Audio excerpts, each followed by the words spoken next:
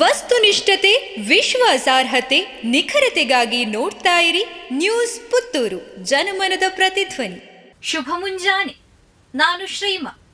ಇಂದಿನ ಮುಖ್ಯಾಂಶಗಳು.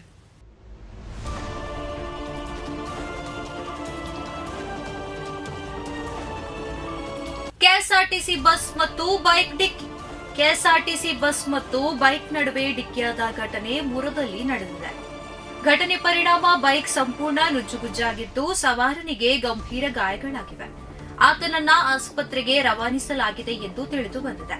ಸ್ಥಳಕ್ಕೆ ಪುತ್ತೂರು ಸಂಚಾರಿ ಠಾಣಾ ಪೊಲೀಸರು ಧಾವಿಸಿ ಪರಿಶೀಲನೆ ನಡೆಸುತ್ತಿದ್ದಾರೆ. Tempo traveller tyre blast. ಅದೃಷ್ಟವಶಾತ್ ಪ್ರಾಣಾಪಾಯದಿಂದ ಪಾರಾದ 11 ಮಂದಿ ಹೂ ಕಾರ್ಮಿಕರು.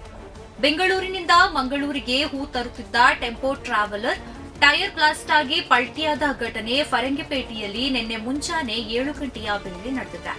ಅಡ್ಯಾರ್ನಲ್ಲಿ ಕಾರ್ಯಕ್ರಮ ಇದ್ದಿದ್ದರಿಂದ ಹೂವಿನ ಅಲಂಕಾರ ನಡೆಸುವುದಕ್ಕಾಗಿ ಬೆಂಗಳೂರಿನಿಂದ ಅಲಂಕಾರಿಕ ಹೂ ತುಂಬಿಸಿಕೊಂಡು ಹೊರಟಿದ್ದ ಟೆಂಪೋ ಟ್ರಾವೆಲರ್ ಫರಂಗಿಪೇಟೆ ಹತ್ತಿರ ಟೈರ್ ಬ್ಲಾಸ್ಟ್ ಆಗಿರುವ ಘಟನೆ ಸಂಭವಿಸಿದೆ. ವಾಹನದಲ್ಲಿದ್ದ 11 ಮಂದಿ ಡೆಕೋರ್ ಕಾರ್ಮಿಕರು ಅದೃಷ್ಟವಶಾತ್ ಯಾವುದೇ ಗಾಯಗಳಾಗದೆ ಪಾರಾಗಿದ್ದಾರೆ. ವಾಹನ ರಸ್ತೆಗೆ ಬಿದ್ದು ಅಲಂಕಾರಿಕ ಹೂ ರಸ್ತೆಯಲ್ಲೆಲ್ಲ ಹರಡಿದೆ. ಸ್ಥಳಕ್ಕೆ ಬಂಟ್ವಾಳ ಸಂಚಾರ ಠಾಣೆಯ ಪೊಲೀಸರು ಧಾವಿಸಿ ಪರಿಶೀಲನೆ ನಡೆಸಿದ್ದಾರೆ. ಸರ್ಕಾರದ ಖರ್ಚಿನಲ್ಲಿ ತೀರ್ಥಯಾತ್ರೆ ಮಾಡಿ. ಪುಣ್ಯಕ್ಷೇತ್ರಗಳ ದರ್ಶನಕ್ಕೆ ಸರ್ಕಾರದಿಂದ ಸಬ್ಸಿಡಿ ಘೋಷಣೆ. ಪುಣ್ಯಕ್ಷೇತ್ರಗಳಿಗೆ ಹೋಗಿ ದೇವರ ದರ್ಶನ ಮಾಡಲು ಇಚ್ಛೆಯುಳ್ಳವರಿಗೆ ಸರ್ಕಾರ ಸಬ್ಸಿಡಿ ರೂಪದಲ್ಲಿ ನೆರವು ನೀಡಿದೆ. ಹೊಸ ವರ್ಷದ ಉಡುಗೊರೆಯಾಗಿ ತೀರ್ಥಯಾತ್ರಿಗರಿಗೆ ಸರ್ಕಾರ ಇದೇ ಮೊದಲ ಬಾರಿಗೆ 3 ಟೂರ್ ಪ್ಯಾಕೇಜ್ಗಳಿಗೆ ಸಬ್ಸಿಡಿ ಘೋಷಣೆ ಮಾಡಿದೆ. ಪುರಿ ಜಗನ್ನಾಥ, ದ್ವಾರಕಾ ಹಾಗೂ ದಕ್ಷಿಣದ ಕ್ಷೇತ್ರಗಳಿಗೆ ತೆರಳುವವರಿಗೆ ಸಹಾಯಧನ ಘೋಷಣೆ ಮಾಡಿ ಧಾರ್ಮಿಕ ದತ್ತಿ ಇಲಾಖೆ ಆದೇಶ ಹೊರಡಿಸಿದೆ. ಎನ್ಕೌಂಟರ್ಗೆ 5 ಉಗ್ರರು ಬಲಿ. ಜಮ್ಮು ಮತ್ತು ಕಾಶ್ಮೀರದ ಕುಲ್ಗಾಂನಲ್ಲಿ ಭಯೋತ್ಪಾದಕರು ಮತ್ತು ಭದ್ರತಾ ಪಡೆಗಳ ನಡುವಿನ ಗುಂಡಿನ ಚಕಮಕಿಯಲ್ಲಿ 5 ಉಗ್ರರು ಬಲಿಯಾಗಿದ್ದಾರೆ. ಕುಲ್ಗಾಂನ ಬೆಹಿಬಾಗ್ ಪ್ರದೇಶದಲ್ಲಿ ಎನ್ಕೌಂಟರ್ ನಡೆದಿದೆ. 2 ಭಯೋತ್ಪಾದಕರ ಮಾಹಿತಿಯ ಮೇರೆಗೆ ಜಮ್ಮು ಮತ್ತು ಕಾಶ್ಮೀರ ಪೊಲೀಸರು ಮತ್ತು ಸೇನೆ ಕಾರ್ಯಾಚರಣೆಯನ್ನ ಪ್ರಾರಂಭಿಸಿದೆ.